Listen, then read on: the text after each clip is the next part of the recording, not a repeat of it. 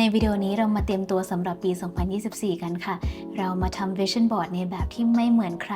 แล้วก็มาทำให้ปีนี้ของเราเป็น the best year for us มา manifest มาเริ่มต้นชีวิตกันใหม่ because we deserve it honey so let's begin Hello my lovely followers good morning ค่ะใกล้ปีใหม่กันแล้วก็นั่นหมายความว่าถึงเวลาที่เราจะมาทำ Vision Board มาแพลนสำหรับปีหน้ากันแล้วใช่ไหมคะแต่ก่อนที่เราจะไปแพลนพร้อมกันนะคะอลิสขอมา recap สิ่งที่เกิดขึ้นในปีนี้กันก่อนว่ามีอะไรเปลี่ยนไปบ้างนะคะจริงๆแล้วปีนี้เป็นปีแห่งการเปลี่ยนแปลงของอลิสมากๆเลยค่ะไม่มีอะไรในชีวิตที่เหมือนเดิมเลยนะคะนอกจากครอบครัวปีที่แล้วเนี่ยเป็นปีที่อลิสค่อนข้างเศร้าอลิสรู้สึกว่าตัวเองร้องไห้ในปีที่แล้วค่อนข้างเยอะเหตุผลหนึ่งเป็นเพราะว่าเราเรียนจบแบบ business มาอะไรแบบเนี้ยแล้วพอเราเรียนจบมาปรากฏว่าพอทำงานมันไม่ได้เป็นไปในแบบที่เราคิดการทำงานมันไม่เหมือนการเรียนเราก็เลยรู้สึกแบบเคว้งไปสักพักแต่ว่าโชคดีที่เรา figure out ว่าเราอยากทำอะไรแล้วรู้สึกขอบคุณตัวเองมากๆที่ปีนี้เริ่มที่จะกล้าทำอะไรเพื่อตัวเองเริ่มที่จะแบบกล้าตัดสินใจอะไรในชีวิตในตอนนี้ในอายุเท่านี้พอรู้สึกว่าถ้าเราเสี่ยงตอนอายุน้อยเนี่ยมันดีกว่าถ้าเราไปเสี่ยงตอนอายุเยอะก็รู้สึกดีใจที่ตัวเองแบบกล้าที่จะทำอะไรเพื่อตัวเองนะคะถือว่าปีนี้เป็นปีที่ดีสำหรับอลิสนะคะอลิสรู้สึก grateful มากๆปีนี้เนี่ยเป็นปีที่อลิสเริ่มทำ YouTube ด้วยอลิสจำได้ว่าอลิสเริ่มทำ YouTube แบบจริงจังนะคะประมาณวันที่13เมษาคือจำได้เลยว่าเริ่มโพสต์มากขึ้นนะคะตอนนั้นเนี่ยมีประมาณ36 followers เองอลิสจำได้เพราะว่าอลิสไปเจอคนที่มี followers เยอะคนหนึ่งค่ะแล้วอลิสก็บอกเขาว่าเนี่ยอลิสกำลังทำ YouTube อยู่นะแล้วเขามีประมาณล้าน followers แล้วเขาก็ถามว่ามี followers เท่าไหร่เหรออลิสก็บอกว่าอ๋อเรามีประมาณ36 subscribers อยู่ตอนนี้อลิสเลยจำได้โมเมนต์ว่าอ๋อประมาณช่วงนั้นมีประมาณ36 subscribers เอ่อมันก็เป็นอะไรที่ค่อนข้างแบบเกินกว่าที่อลิสคาดไว้เยอะเลยค่ะเพราะว่าอลิสเขียนใน journal นะคะ manifestation journal ของอลิสเนี่ยว่าสิ้นปีอยากให้มีประมาณ 5,000 subscribers เพราะว่าเรารู้สึกว่าในสายเนี้ยเราไม่คิดว่ามันจะมีคนที่แบบชอบแบบเดียวกับเราเยอะแล้วเราก็ไม่คิดว่าเราจะขยันลงอะไรขนาดนั้นด้วยคือลงเท่าที่แบบความรู้ที่เรามีอะไรแบบเนี้ยแต่วันนี้เท่าที่อลิสเช็คล่าสุดนะมีประมาณ 48,000 subscriber แล้วคือ I'm just like oh my god really คือแบบดีใจมากๆเลยค่ะที่อลิสเล่าให้ฟังเนี่ยเป็นเพราะว่าอลิสอยากจะบอกทุกคนที่กำลังอยู่ในชีวิตแล้วรู้สึกท้อแท้ว่ายูไม่ต้องท้อแท้นะถ้ายูอยากทำอะไรยูเริ่มทำเลยเพราะว่าชีวิตมันสามารถเปลี่ยนไปได้ทุกเมื่อนะคะปีนี้เนี่ยเป็นปีที่อลิสเริ่มทำงานกับหลายๆแบรนด์ด้วยก็รู้สึก grateful มากๆถือว่า overall ปีนี้อลิสรู้สึก grateful แล้วก็รู้สึกดีใจมากๆแล้วก็ขอบคุณทุกๆคนมากๆที่แบบเป็น subscribers ที่น่ารักของอลิสนะคะแล้วปี 2023 ของทุกคนเป็นยังไงคะทุกคนโอเคไหมทุกคนเป็นยังไงลองเขียนมาคุยกันได้นะคะมาเป็น community เดียวกันนะคะทุกคนอลิสคิดว่านะถึงแม้ปีนี้เนี่ย2023มันจะมีสิ่งที่ไม่ดีเกิดขึ้นอลิสรู้สึกว่ามันเบาเพราะว่าเราไม่ได้ไปแบบไปใส่ใจอะไรมันมากคือเรา react กับมันน้อยลงมันก็เลยเบานะคะฉะนั้นไม่ว่าอะไรจะเกิดขึ้นนะคะการตอบสนองของเราเนี่ยเป็นเรื่องที่สำคัญมากๆนะคะก็มันจะง่ายแล้วมันจะสบายมากขึ้นถ้าเราตอบสนองกับมันอย่างเบาๆนะคะแล้วก็ถ้าปีนี้อะไรที่ผ่านมาไม่ดีก็ช่างมันไปสำหรับอลิสมันก็มีเรื่องที่ out of control สำหรับอลิสหลายอย่างเหมือนกันแต่ว่าอลิสก็รู้สึกว่าไม่เป็นไรเดี๋ยวเรามาเริ่มกันใหม่ปีหน้าเนอะเอาเป็นว่าเรามาเริ่มทำปีหน้าให้เป็น the best year for us กันดีกว่าค่ะงั้นเดี๋ยวเราไปเริ่มกันที่ planning สำหรับปีหน้ากันเลยค่ะเดี๋ยวเราจะมา plan กันก่อนนะคะเสร็จแล้วเราจะไปทำ vision board พร้อมกันนะคะการแพลนเนี่ยมันจะช่วยทำให้เรารู้ว่าเราอยากจะเป็นคนแบบไหนกันแน่เราจะได้ไปหารูปแล้วก็ค่อยทำ vision board ได้อย่างแบบลึกซึ้งแล้วก็ดีมากขึ้นนะคะปกติแล้วเวลาที่คนบอกให้ทำ vision board นะคะเขาก็จะบอกให้ทำ vision board เสร็จแล้วก็ให้เรามองอย่างนั้นซ้ำๆเพื่อที่ว่าสิ่งนั้นจะได้เข้าไปในจิตใต้สำนึกแล้วก็เราก็จะได้ไป take action ให้มันได้สิ่งนั้นแล้วสิ่งนั้นก็จะดึงดูดมาหาเราใช่ไหม แต่ว่ามันมีการตกม้าตายมาเยอะค่ะเพราะว่าหลายๆครั้งที่เรามองรูปภาพนั้นเนี่ยเรามองรูปภาพนั้นเหมือนกับว่ามันไม่ใช่ของเราเพราะว่าสิ่งที่กั้นเราระหว่างตัวเราตอนนี้กับตัวเราในอนาคตที่เราต้องการเนี่ยคืออารมณ์แล้วถ้าเรามองรูปภาพแบบที่ว่าอันเนี้ยมันไม่ใช่ของฉันเหมือนกับอันเนี้ยเป็นของคนอื่นแบบเหมือนกับว่ามันไม่ได้เกิดขึ้นในตอนนี้อะค่ะมันจะทำให้เราอยู่ใน vibration ของความขาดหรือว่า lack นะคะฉะนั้นเรามาทำการ planning กันก่อนซึ่งการ planning แบบ Alice นะคะเนี่ยให้ทุกคนนะคะปิดตาก่อนนะปิดตาแล้วก็จินตนาการเหมือนกับว่าเราเป็นตัวเราในเวอร์ชันที่ดีที่สุดแล้วทีนี้ถ้าคุณคิดไม่ออกนั่นคือถึงเวลาแล้วที่คุณจะต้องตั้งคำถามตัวเองว่าตัวฉันในเวอร์ชันที่ดีที่สุดเนี่ยเป็นแบบไหนอย่างแรกให้ทุกคนเขียนหมวดแรกหมวดการงานนะคะถามตัวเองว่าตัวฉันในเวอร์ชันที่ดีที่สุดเนี่ยทำงานอะไรทำงานอะไรได้เงินมาจากไหนอ่ะสมมติว่าฉันทำงานเป็นอินฟลูเอนเซอร์ได้เงินมาจากไหนได้เงินมาจากสปอนเซอร์พอได้เงินมาแล้วฉันเก็บเงินยังไงลองถามตัวเองนะคะว่าพอได้เงินมาแล้วเนี่ยฉันเก็บเงินแบบไหนฉันเก็บแบบเซฟไหมหรือฉันเก็บในกองทุนหรือว่าฉันเก็บในทองฉันเก็บแบบไหนนะคะลองถามตัวเองดูนะคะ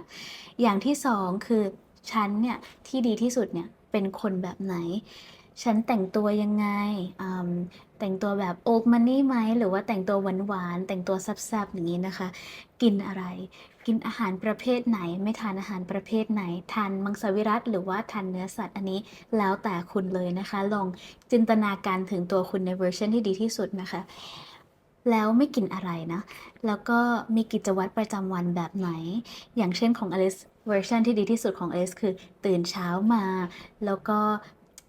นั่งสมาธิเสร็จแล้วออกกำลังกายอาจจะตากแดดอะไรแบบนี้ทุกคนก็ลองเขียนตามที่ตัวเองคิดได้เลยนะคะเขียนให้ละเอียดเลยนะคะ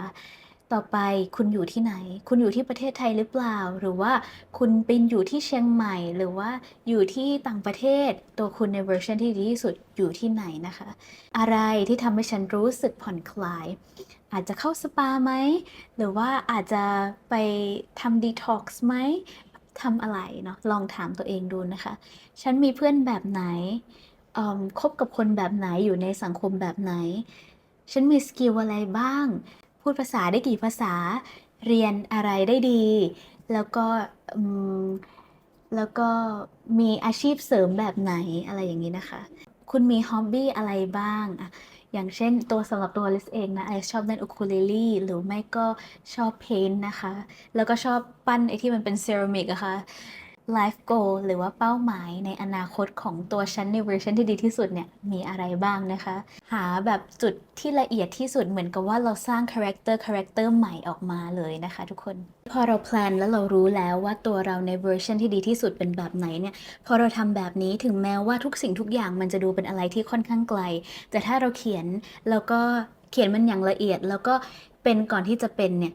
เราจะได้สิ่งนั้น shorten เหมือนกับว่าทุกสิ่งทุกอย่างมันจะเข้ามาหาเราเร็วกว่านะคะเพราะว่าเราไม่ได้ในสิ่งที่เราต้องการแต่เราได้ในสิ่งที่เราเป็นใช่ไหมเสร็จแล้วตอนนี้ถึงเวลาที่เราจะมาทำ vision board ไปด้วยกันแล้วค่ะซึ่งการทำ vision board เนี่ยมันเป็นข้อดีที่ว่ามันเป็นเครื่องเตือนใจเวลาที่คุณเอากระดาษพวกนี้มาแปะอยู่หน้า wall เป็น wallpaper หรือว่าเวลาคุณมองหน้าคอมแล้วคุณเห็นอะไรพวกนี้มันเป็นเหมือนเครื่องเตือนใจที่ อ๋อเนี่ยแหละคือทางที่ฉันจะต้องไปในชีวิตนะคะก็ให้คุณเริ่มด้วยการเอารูปมาจาก Pinterest ก่อนก็ได้ค่ะให้คุณไปเสิร์ชหาคำว่า Pinterest ใน Google นะคะเสร็จแล้วก็สร้าง Pinterest board เขียนคำว่า 2024 board ก็ได้ค่ะแล้วก็เริ่มหารูปที่คล้ายคลึงกับ planning ที่คุณเขียนไว้ในหนังสือหรือว่าในกระดาษของคุณเลยนะคะพอเราได้ Pinterest board ที่เราชอบแล้วนะคะถึงเวลาที่เราจะมาทำ vision board แล้วให้ทุกคนเปิดโปรแกรมที่คุณชอบได้เลยไม่ว่าจะเป็น PowerPoint Co-Create หรือว่า Canva ที่ทุกคนใช้กันแต่สำหรับ Alice จะใช้ Milanote เพราะเป็นโปรแกรมที่ Alice ชอบมากที่สุดแล้วก็เป็นแบบอันที่ดีที่สุดสำหรับ Alice นะคะเพราะว่า vision board ของ Alice เนี่ยมันไม่เหมือนใครแน่นอนฉะนั้นอยากให้ทุกคนมาลองทำแบบ Alice ไปพร้อมกันเลยค่ะโอเคค่ะเรามาทำกันเลยนะคะก็ Alice จะใช้โปรแกรม Milanote อย่างที่ Alice บอกนะพอโหลดโปรแกรมมาให้ทุกคนกดไปที่บอร์ดตรงนี้นะคะแล้วพอคลิกเข้าไปในบอร์ดเนี่ยมันก็คือมันจะเป็นแบบตรงนี้อะค่ะที่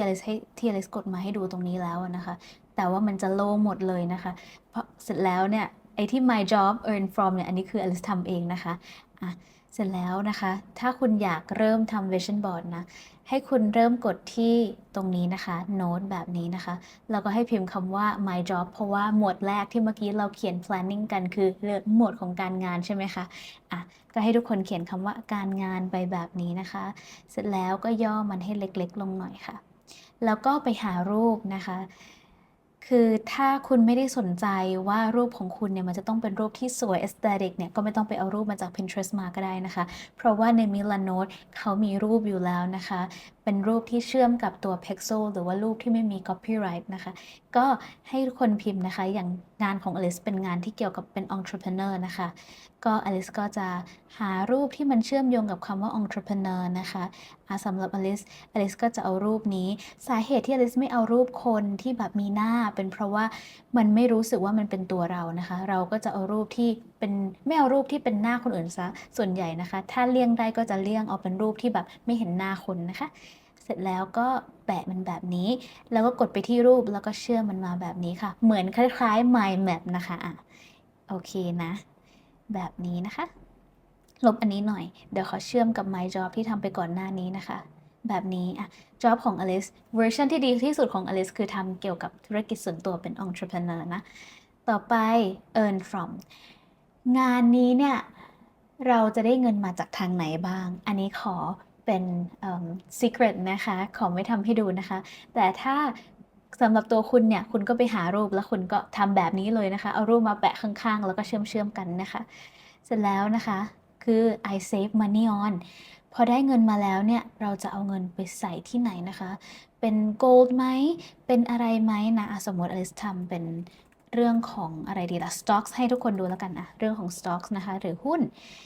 เห็นไหมมันก็จะมีรูปหุ้นอย่างนี้แล้วเราก็เอามันมาแปะตรงนี้แล้วก็เชื่อมแบบนี้เลยค่ะนี่แบบนี้นะคะหมวดการงานของเราก็จบไปแล้วนะคะอันนี้คือทำให้ดูเป็น example ของจริงคือเยอะกว่านี้มากเลยต่อไปนะคะทุกคนคือหมวดของ where do I live ที่อลิสจะอยู่เนี่ยอลิสจะอยู่ที่ไหนนะคะก็ไปหารูปมาได้เลยนะคะ